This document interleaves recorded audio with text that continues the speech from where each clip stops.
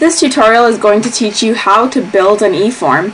In the last tutorial we learned about how to start an eForm, and we're just going to continue on where we left off. So on this page here, this is where you're going to start building the different elements of your eForm, entering in the questions you want to ask people, the different fields. So on this first page here, there's something called form fields. So this is where you'd enter all the different kinds of questions on your eForm, or the different things you would like people to fill in.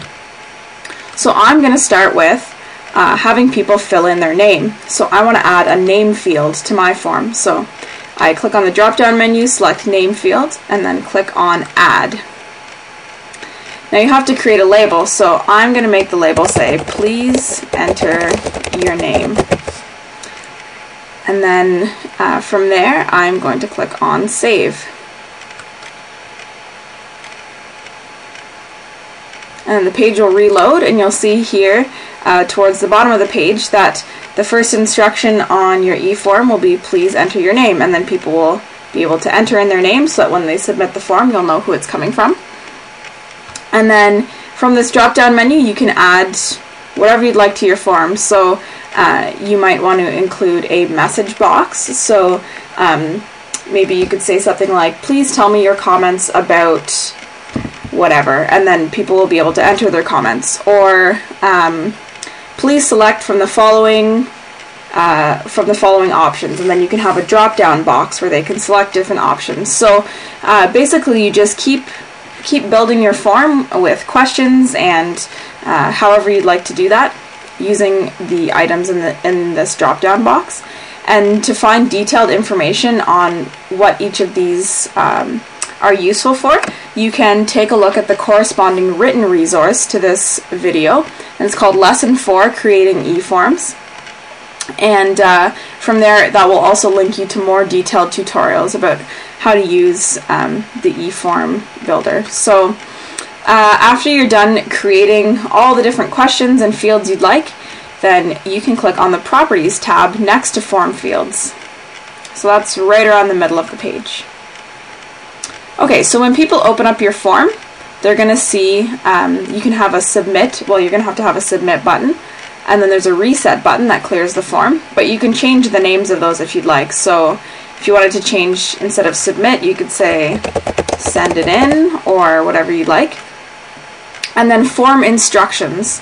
So I have entered, please enter the question, or please answer the questions below, and then when they have successfully submitted their form, it'll say, thank you, your form has been submitted successfully. So you can change those instructions to say whatever you'd like. And when you're happy with what it says there, you can click on Save at the bottom of the page. Okay, and then you just move right along to the next tab. So next to Properties is Settings. So there's some different settings here that you can check off. Basically, on mine, if I was doing something like a survey and I only wanted people to be able to submit their survey once, then I can limit responses to 1 per user. So I'm going to check that off. If you want to email a response to the user when they filled it out, then you can check that off.